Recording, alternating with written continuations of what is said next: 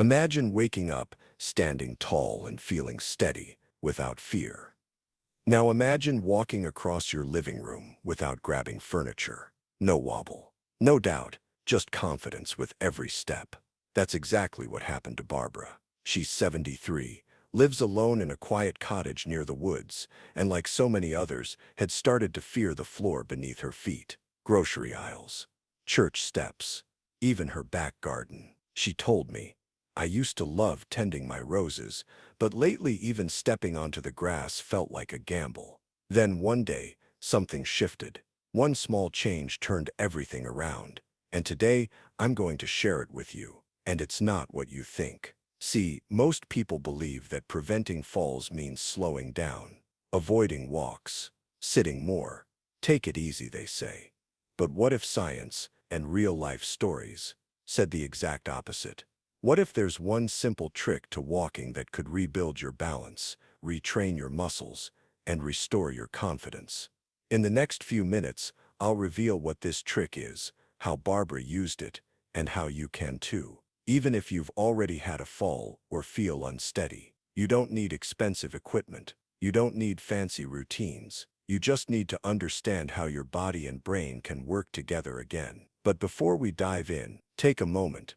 Ask yourself, what would it mean to feel strong on your feet again? To stroll without fear? To walk across a room, or a street, or a park, knowing you've got this? Because today isn't just about preventing a fall, it's about reclaiming your life, one confident step at a time. And if that resonates with you, even a little, hit that subscribe button to join a growing community of people just like you. If this is helpful so far, give this video a gentle thumbs up. It helps us reach more seniors who need this message. And in the comments, just type hope if you're ready to take that next step. I'd love to hear from you. Now let's talk about the truth behind the numbers. Every year, 1 in 4 seniors over 65 experiences a fall. 1 in 4. That's not just a number. It's someone's grandmother, someone's friend. Maybe it's you. And here's the part most people don't realize. It's not the fall itself that does the most damage. It's what comes after. The fear, the hesitation,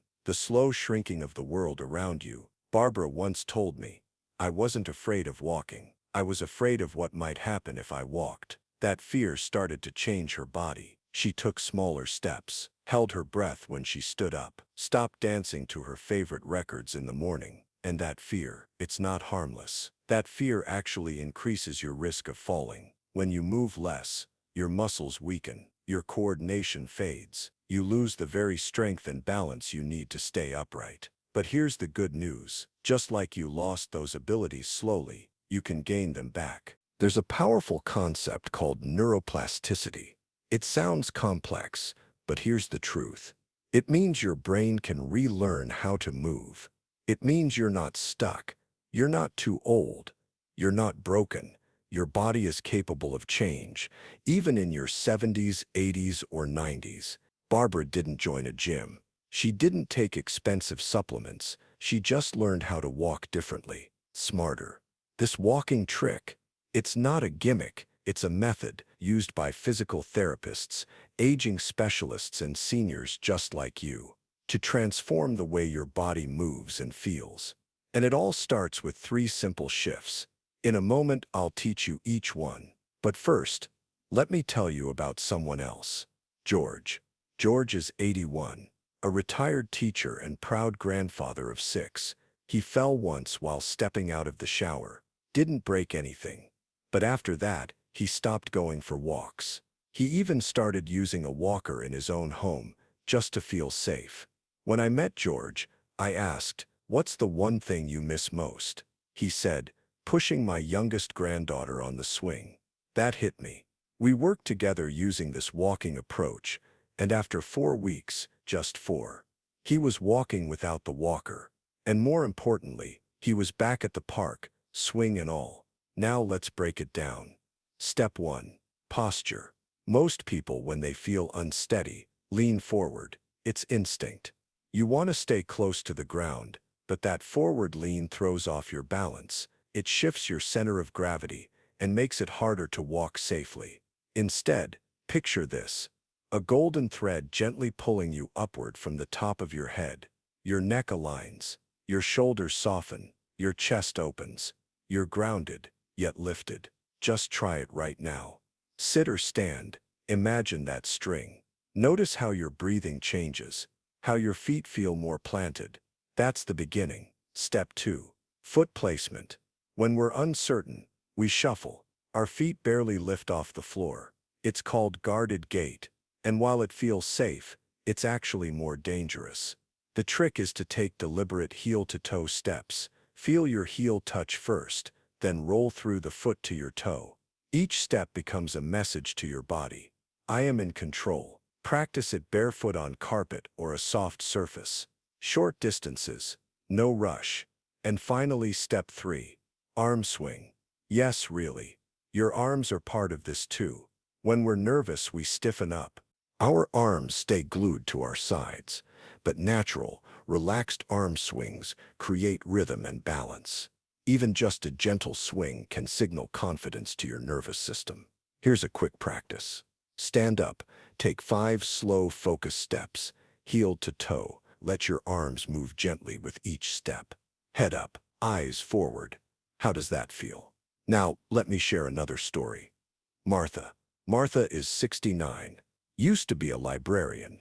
After retirement, she started feeling what she called morning fog, dizzy spells, stiff ankles, and a sense of disconnection from her body. She said, "I felt like my body wasn't mine anymore."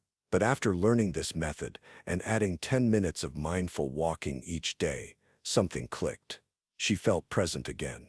She told me, "For the first time in years, I walked to the cafe without sitting down halfway." And her smile said everything. Now, pause for a moment. Have you ever noticed how you walk when you're in a hurry? Are your feet barely lifting? Are you staring at the floor? Does your body feel tight? Try something different. Slow down, lift your gaze, roll your foot from heel to toe, swing your arms just a little. Let yourself enjoy the walk. This isn't exercise, it's restoration. And guess what? Your brain loves this kind of movement. Each time you walk with intention, you're literally rewiring your brain to feel safer and stronger. That's why seniors who use this method report better sleep, better moods, even sharper thinking. Let me ask you, what's one activity you've avoided lately because of balance concerns? Leave it in the comments. Let's support each other here. Now, here's a bonus tip Barbara swears by: the ankle circle routine. Every morning, before stepping out of bed, she rotates each ankle 10 times in each direction. It gets the blood flowing and activates the nerves in her feet. She says, "It's like sending a wake-up call to my balance system." Try it tomorrow. You might be surprised how steady you feel before even standing up. And here's one more gentle reminder. Balance isn't a single skill. It's a conversation between your muscles, your brain, your nerves, and your heart. When you walk with awareness, you're joining that conversation again. See, walking isn't just physical, it's neurological. Your brain sends signals through your spine, into your muscles, to tell them how to move. But here's the catch. When you're afraid, or unsure, or tense, those signals get scrambled. It's like trying to listen to a radio station through static. That's why many seniors say things like, "My legs feel fine, but I still feel off balance." It's not about strength, it's about communication.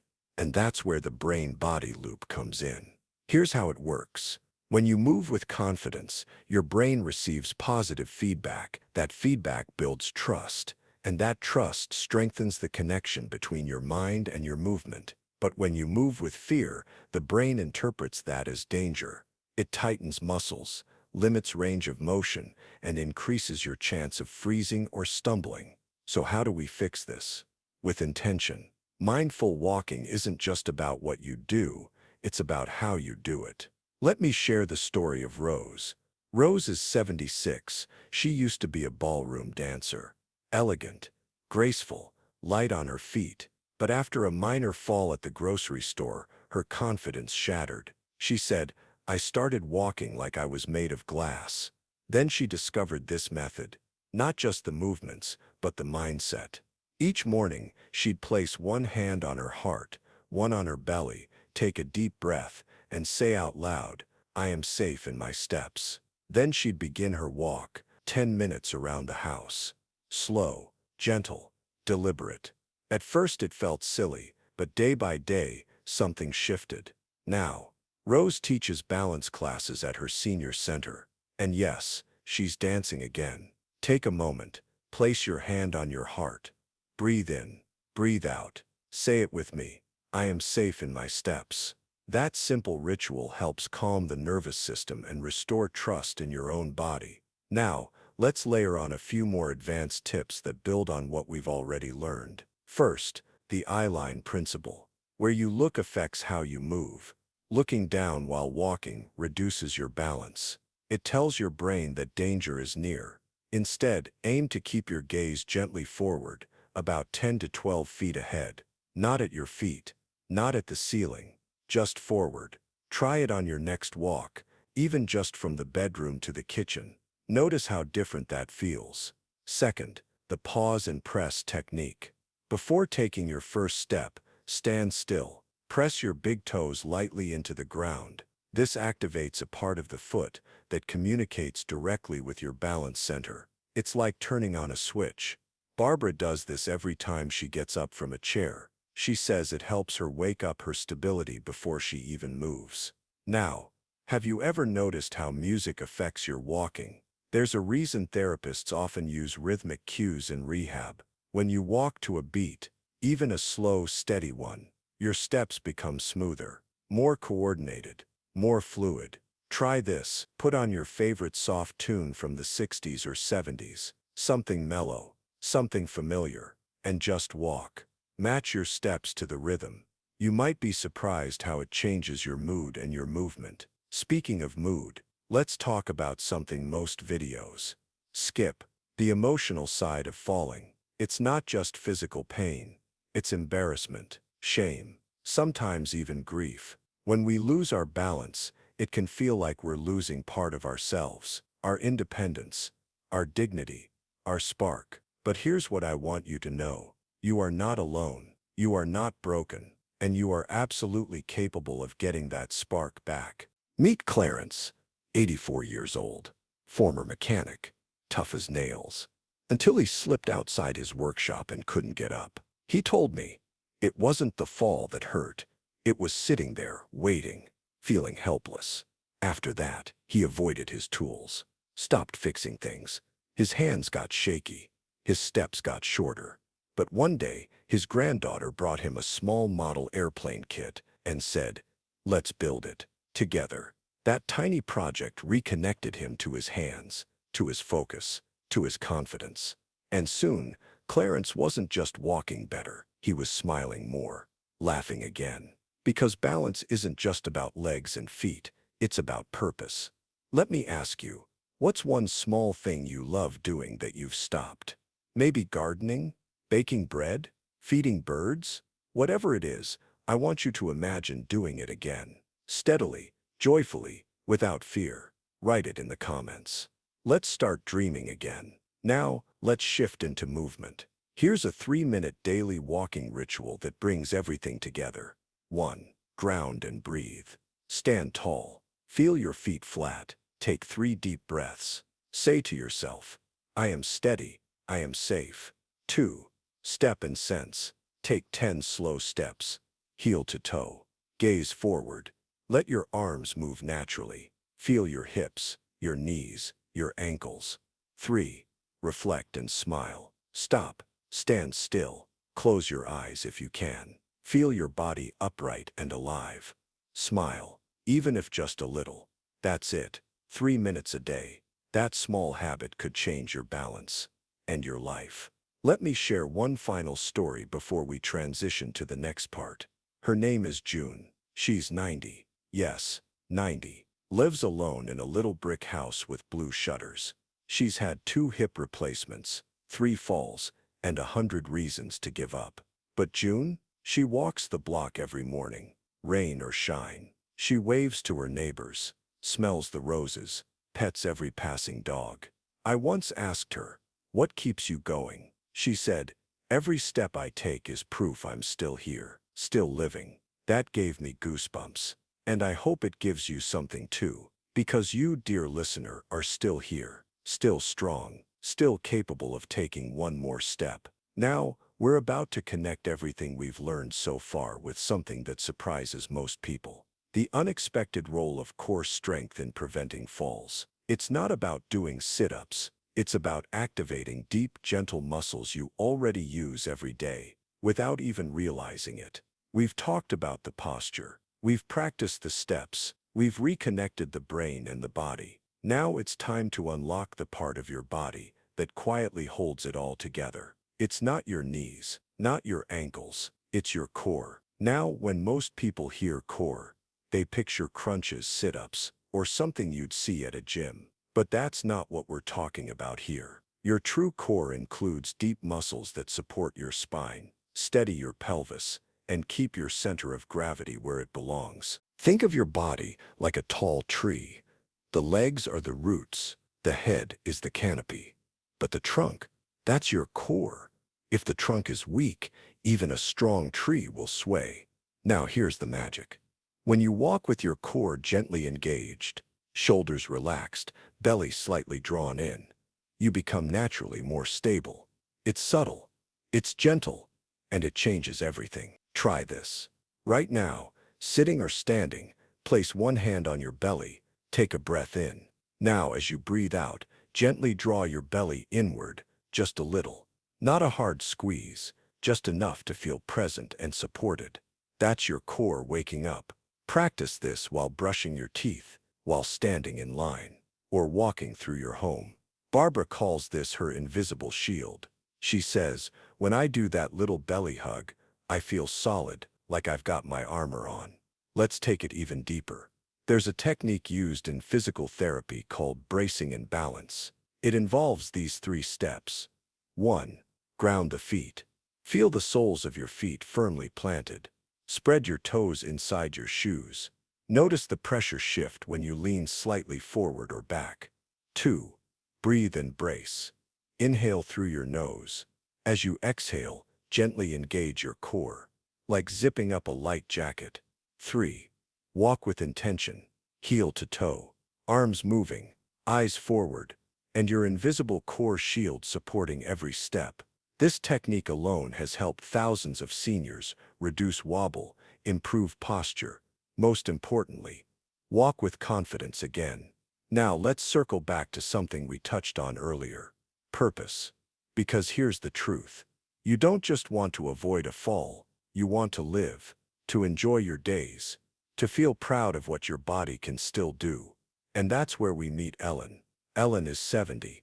She used to love dancing, foxtrot, waltz, slow swing. She and her husband used to close down the dance floor every Saturday night. But after his passing, and after a fall that left her with a fractured wrist, she stopped. Stopped dancing. Stopped walking much. Stopped laughing. Until one afternoon, her neighbor invited her to a local senior center class. Gentle movement and music. She resisted at first, but something nudged her to go. That first session, she barely moved. She stood in the back, just watching. But the music awakened something. A little sway, a little smile, a little sparkle. Each week she returned. Each week she moved a little more, until one day the instructor played her favorite waltz. And without thinking, Ellen stepped forward, heel to toe, arms out, back straight, and began to dance. Not perfectly, not like she used to, but joyfully, freely, fully present. Afterward, she cried in the parking lot, not out of pain, but out of relief. She said, I thought that part of me was gone forever, but it was just waiting to be asked back. That's the power of this walking method. It's not about marching in place. It's about remembering who you are, what you still can do. And I want that for you. Let me ask you now, what's one activity you miss that you're now inspired to try again? Maybe just a small walk in the sun? Maybe dancing in your kitchen? Let me know in the comments. I'd love to cheer you on. Now let's wrap everything up with the 4 anchors of safe, joyful walking. 1. Posture. String pulling up through your head. shoulders soft, chest open. 2. Steps. Heel to toe, short, deliberate, intentional. Eyes gently forward. 3. Arms. Let them move. Let them swing. Let them guide you. 4. Core. Gentle brace. Support from within. Your invisible shield. With these 4 anchors, you're not just walking. You're retraining your entire body to move in harmony again. And here's the best part. Every single step you take with this method strengthens the next one. This journey isn't about never falling. It's about rising again, stepping again, living again. So before we say goodbye, I want to leave you with a thought. If Barbara and George, and Rose and June and Clarence and Ellen, if they could all rediscover their rhythm, their confidence, their joy, then so can you. You are not behind. You are not fragile. You are not forgotten. You are in motion. And if this video gave you even the smallest dose of hope, courage, or curiosity, then please subscribe so we can keep walking together. Like the video to help more people like you find their balance again. And in the comments, tell me one step you're excited to take next, even if it's small, even if it's uncertain, because every journey begins there. You've got this. I believe in you. Let's keep walking together.